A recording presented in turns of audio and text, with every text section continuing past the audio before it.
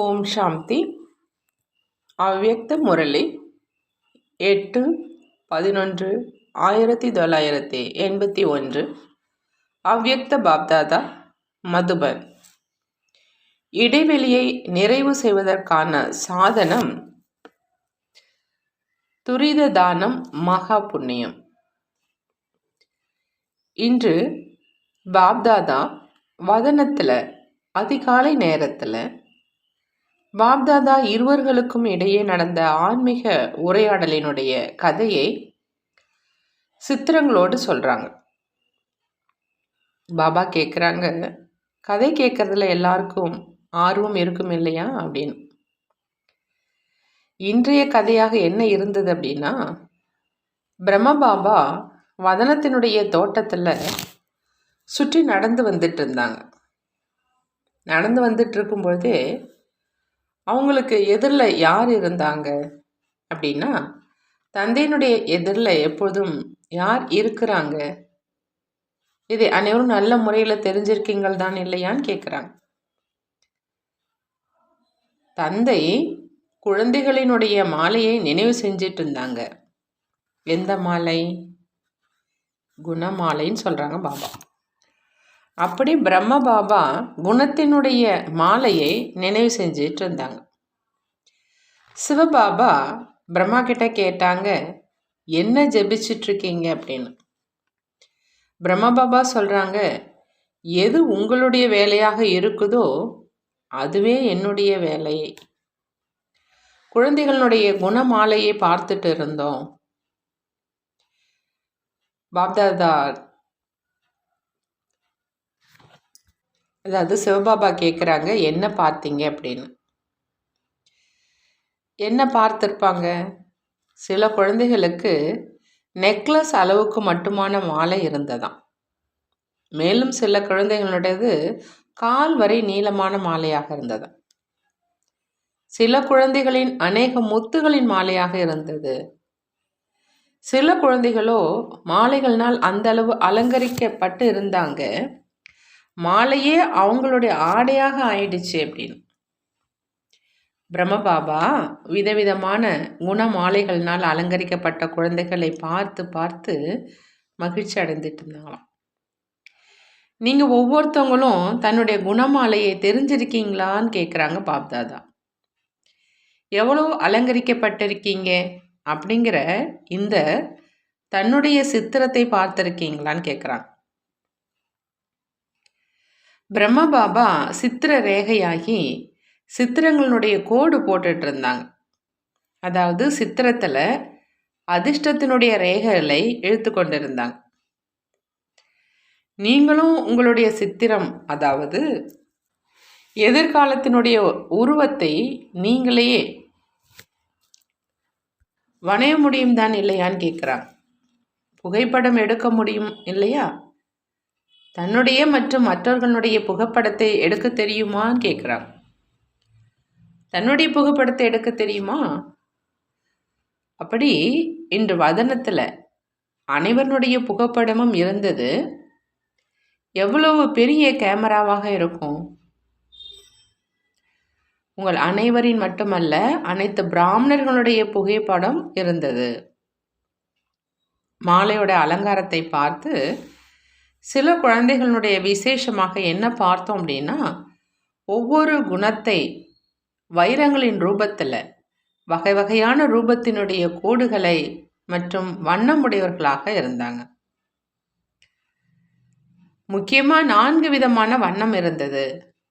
அதில் முக்கிய 4 பாடங்களின் 4 வண்ணங்கள் இருந்தனன்னு சொல்கிறாங்க பாபா. பாடத்தை தெரிஞ்சிருக்கீங்க இல்லையா? ஞானம், யோகா, தாரணா மற்றும் சேவை.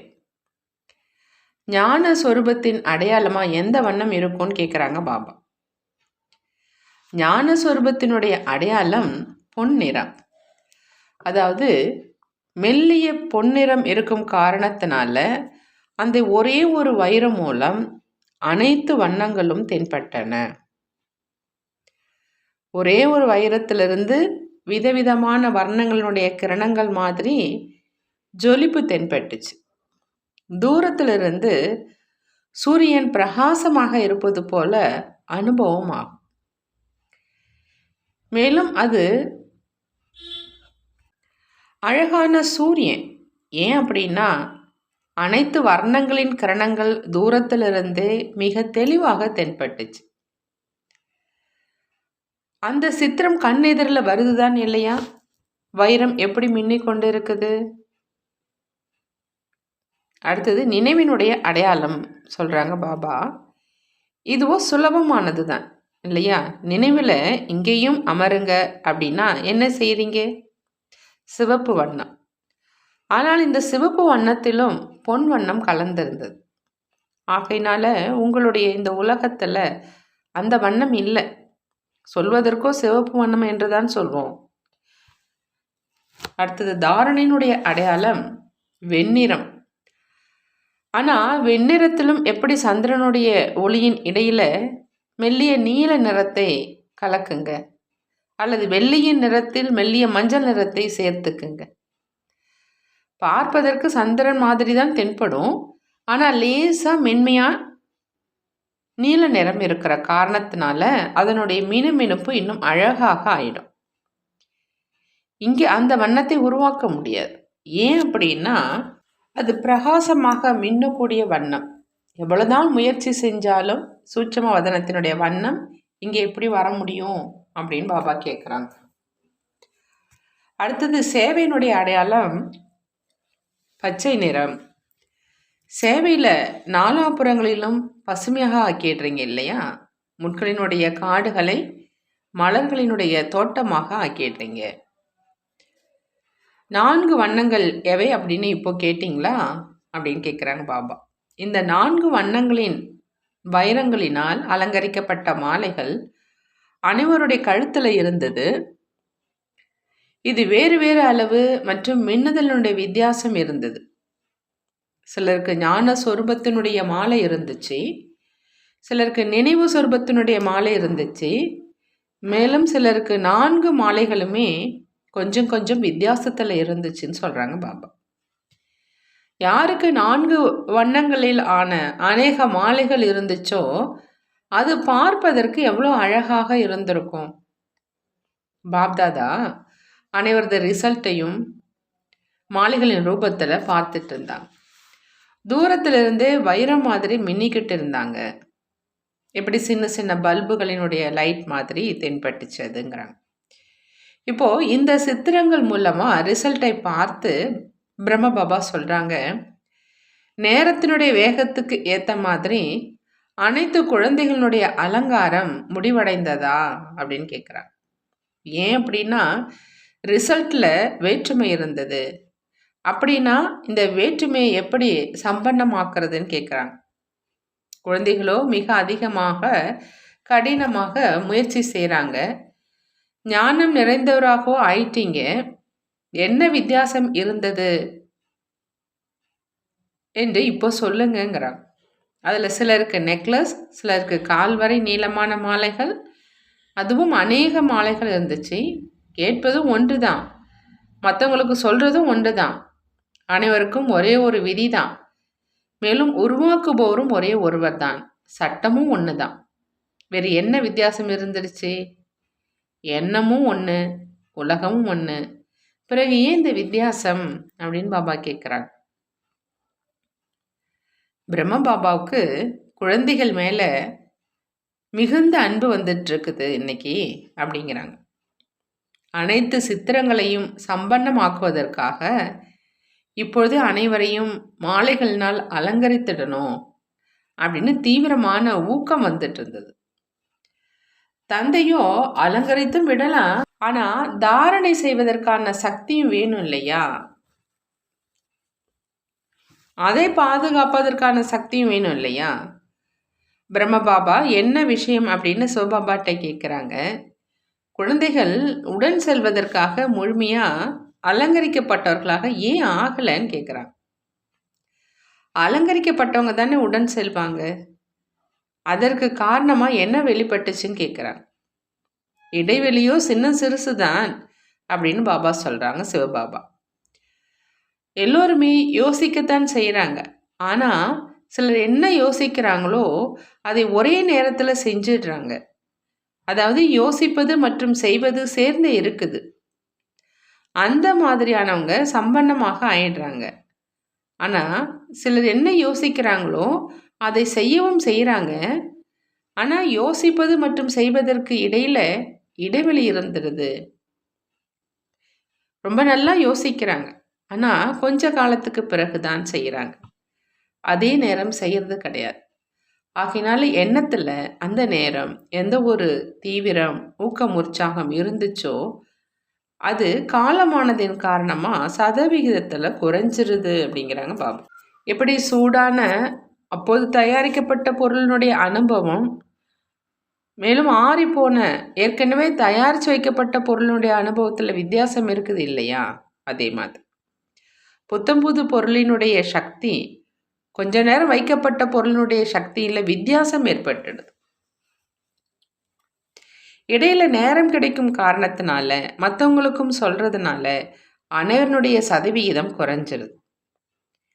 எப்படி புதிய பொருளினுடைய விட்டமின்களுடைய வித்தியாசம் ஏற்பட்டுடுது, இன்னொன்று வாய்ப்பு இருக்கும் கூடிய காரணத்தினால பிரச்சனைகள் அப்படிங்கிற தடைகளும் வந்துடுது. ஆகினால யோசிப்பது மற்றும் செய்வது சேர்ந்தே தான் இருக்கணும். இதைத்தான் துரித தானம் மகா புண்ணியம் அப்படின்னு சொல்றதுங்கிறாங்க பாபா. இல்லை அப்படின்னா மகா புண்ணியத்துக்கு பதிலாக புண்ணியம் அப்படின்னு மட்டும்தான் ஆயிடும்.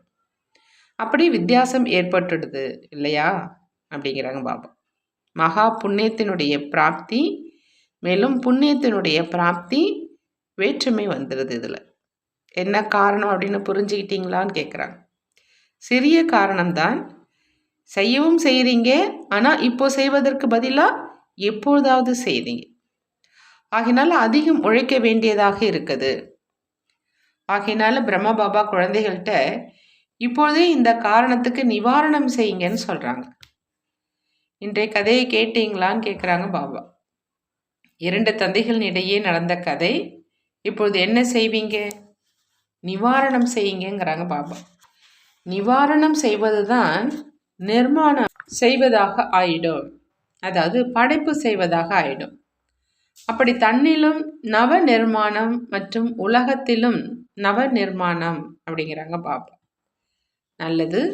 அந்த மாதிரி எப்பொழுதும் அலங்கரிக்கப்பட்ட யோசிப்பதையும் மற்றும் செய்வதையும் சமமாக ஆக்கக்கூடிய தந்தைக்கு சமமாக எப்பொழுதும் துரித தானம் செய்யும் மகா புண்ணிய ஆத்மாக்களுக்கு 2 தந்தைகளினுடைய நல் விருப்பங்களை நிறைவேற்றக்கூடிய அந்த மாதிரி சம்பன்ன ஆத்மாக்களுக்கு அன்பு நினைவுகள் மற்றும் நமஸ்காரம் செய்கிறார். நாமும் நம்மளுடைய பாப்தாதாவுக்கு அன்பு நினைவுகள் மற்றும் நமஸ்காரம் செய்வோம். டீச்சர்களோடு அவ்யக்த பாப்தாதா சந்திக்கிறாங்க. சேவாதாரி அமிர்த வேளையிலிருந்து இரவு வரையிலும் சேவையினுடைய மேடையில் இருக்கணும்னு சொல்கிறாங்க பாபா. ஒருவேளை ஓய்வு எடுக்கிறீங்க அப்படின்னாலும் மேடையிலே ஓய்வு எடுங்க. மேடையில் தான் தூங்கும் பங்கை செய்கிறீங்க இல்லையா? எப்படி தூங்குறாங்க அப்படின்னு அனைவருடைய பார்வை போகும். இந்த முறையில் சேவாதாரி அப்படின்னா 24 மணி நேரங்களிலும் தன்னுடைய பங்கை செய்கிறவங்க தான் சேவாதாரி. ஆகினால ஒவ்வொரு அடி ஒவ்வொரு வினாடி நீங்கள் முழு உலகத்துக்கு எதிரில் இருக்கீங்க. சேவாதாரி கதாநாயக பாத்திரம் அப்படின்னு புரிந்து கொண்டு நடக்கணும். சென்டரில் அமர்ந்திருக்கல, ஆனால் மேடையில் இருக்கீங்க, உலகத்தின் மேடையில் இருக்கீங்க. அப்படி இந்த அளவு கவனம் இருக்கும் காரணத்தினால ஒவ்வொரு எண்ணம் மற்றும் காரியம் இயல்பாகவே உயர்ந்ததாக இருக்கும் இல்லையா? இயற்கையான கவனம் இருக்கும். கவனம் கொடுக்க வேண்டியதாக இருக்காது, ஆனால் ஏற்கனவே இருக்கும். ஏனென்றால் மேடையில் இருக்கீங்க இல்லையா? மேலும் எப்பொழுதும் தன்னை பூஜைக்குரிய ஆத்மான்னு புரிஞ்சுக்கிட்டீங்க அப்படின்னா தூய்மையான ஆத்மா. பூஜைக்குரிய ஆத்மா அப்படின்னா தூய்மையான ஆத்மா. ஒவ்வொரு கல்பத்திலும் பூஜைக்குரியவங்க அப்படின்னு புரிஞ்சுக்கிறதுனால எண்ணம் மற்றும் கனவும் எப்பொழுதும் தூய்மையாக இருக்கும். அந்த மாதிரி போதை இருக்குதா அப்படின்னு பாபா கேட்குறாங்க. பொதுவாக பெரும்பான்மையான சேவாதாரிகள் குமாரிகள் இரட்டை குமாரிகளாக ஆயிட்டாங்க. பிரம்மா குமாரியாகவும் ஆகியிருக்காங்க மற்றும் குமாரியாகவும் இருக்கிறாங்க. அப்படி எவ்வளோ மகானாக ஆயிட்டீங்க அப்படின்னு பாபா கேட்குறாங்க. குமாரிகளுக்கு இப்போ 84வது இறுதி ஜென்மத்திலும் பாத பூஜை நடக்குது. அந்த அளவு தூய்மையாக ஆகியிருக்கீங்க. இந்த அளவுக்கு பூஜை நடக்குது. குமாரிகளை ஒருபொழுதுமே தலைவணங்க விடமாட்டோம். குமாரிகளினுடைய சரணங்களில் அனைவரும் தலை வணங்குவாங்கன்னு பாபா சொல்றாங்க. கால் பாதங்களை கழுவி குடிக்கிறாங்க அப்படின்னா அவர் எந்த குமாரிகள் பாபா கேட்குறாங்க. பிரம்மா குமாரிகள் தான் இல்லையா? அப்படி சேவாதாரிகள் நீங்க. அந்த மாதிரி உயர்ந்த ஆத்மாக்கள். யாருடைய பூஜை நடந்துட்டு இருக்குதுன்னு கேட்குறாங்க. உங்களுடைய பூஜை தான். பாடலும் இருக்குது இல்லையா? ஒவ்வொரு வீட்டிலும் பூஜை நடக்குது. பூஜைக்குரியவராக ஆகுறீங்க. ஆகினால எங்களுடைய பூஜை நடக்குதுன்னு சொல்லுங்க. பாப்தாதாவையும் பாருங்க, நமஸ்காரம் செய்கிறாங்க இல்லையா? ஆகினால் அந்த அளவு பூஜைக்குரியவராக இருந்தீங்க அப்படின்னா தான் தந்தையும் நமஸ்காரம் செய்கிறாங்க. இதே நினைவு சொரூபத்தில் இருக்கிறதுனால வளர்ச்சி அடைஞ்சிக்கிட்டே இருக்கும். தன்னுடைய மற்றும் சேவையினுடைய அனைத்து தடைகளும் அழிஞ்சிடும். இந்த நினைவில் அனைவருடைய விசேஷங்கள் நிரம்பி இருக்குது அப்படின்னு பாபா சொல்கிறாங்க. நல்லது. அடுத்ததா பார்ட்டிகளோடு அவ்யக்த பாப்தாதாவினுடைய சந்திப்பு. வாழ்க்கையின் அநேக பிரச்சனைகளுக்கான தீர்வு தீர்த்த ஸ்தானத்தினுடைய நினைவு. பாக்கியத்தை உருவாக்குறவரையினுடைய பூமியில சேர்வது அப்படிங்கிற இதுவும் மிகப்பெரிய பாக்கியம்தான். இது ஒன்றும் ஏதோ காலியான ஸ்தானம் கிடையாது அப்படிங்கிறாங்க பாபா. இது மகான் தீர்த்த ஸ்தானம். பக்தி மார்க்கத்தில் பார்த்தா பொதுவாக தீர்த்த ஸ்தானத்துக்கு செல்றதுனால பாவம் அழிஞ்சிருது அப்படி நம்புகிறாங்க. ஆனால் எப்போ ஆகுது, எப்படி ஆகுது அப்படிலாம் தெரிஞ்சிக்கல. இந்த நேரம் நீங்கள் குழந்தைகள் இந்த மகான் தீர்த்த ஸ்தானத்துக்கு வர்றதுனால புண்ணிய ஆத்மாவாக ஆயிடுறோம் அப்படிங்கிறத அனுபவம் செய்கிறீங்க. இந்த தீர்த்த ஸ்தானத்தினுடைய நினைவு வாழ்க்கையினுடைய அநேக பிரச்சனைகள்ல இருந்து கடந்து செல்ல வச்சிருது. இந்த நினைவு கூட ஒரு தானத்தினுடைய காரியம் செய்து. எப்பொழுதெல்லாம் நினைவு செய்கிறீங்களோ அப்போ இங்கே இருக்கின்ற சூழ்நிலையினுடைய அமைதி மற்றும் சுகம் உங்கள் வாழ்க்கையில வெளிப்பட்டுடுது. அப்படி புண்ணிய ஆத்மா ஆயிட்டீங்க இல்லையான்னு பாபா கேட்குறாங்க. இந்த பூமியில வருவது கூட பாக்கியத்தினுடைய அடையாளம். ஆகினால நீங்க மிகுந்த பாக்கியம் நிறைந்தவங்க. இப்போ பாக்கியசாலியாகவும் ஆயிட்டீங்க. ஆனா சௌபாக்கியசாலி ஆகிறது மற்றும் பதமாபதம் பாக்கியசாலி ஆகிறது என்பது உங்க கையில தான் இருக்குதுங்கிறாங்க பாபா. தந்தையும் பாக்கியசாலியாக ஆக்கிட்டாங்க. இதே பாக்கியம் அவ்வப்பொழுது சகயோகம் கொடுத்துக்கிட்டே இருக்கும். ஏதாவது விஷயம் அப்படின்னா புத்தியால மதுபனுக்கு சேர்ந்துடுங்க. பிறகு சுகம் மற்றும் சாந்தியினுடைய ஊஞ்சல்ல ஆடும் அனுபவம் செய்வீங்கிறாங்க பாபா. நல்லது. அடுத்ததாக பாபா சொல்றாங்க, சுயதர்சன சக்கரதாரினுடைய அடையாளம் வெற்றி சொரூபம். பாபா கேட்குறாங்க, அனைவரும் தன்னை சுயதர்சன சக்கரதாரி நினைக்கிறீங்களா அப்படின்னு. தந்தைக்கு எவ்வளோ மகிமை இருக்குதோ அதே மகிமையினுடைய சொரூபமாக ஆகியிருக்கீங்களான்னு கேட்குறார். எப்படி தந்தையினுடைய ஒவ்வொரு காரியத்தையும் சரித்திரத்தின் ரூபத்தில் இன்னைக்கு வரைக்கும் மகிமை பாடப்படுது, அதே மாதிரி உங்களுடைய ஒவ்வொரு காரியமும் சரித்திரத்துக்கு சமமாக நடந்துட்டு இருக்குதா அப்படின்னு பாபா கேட்குறாங்க.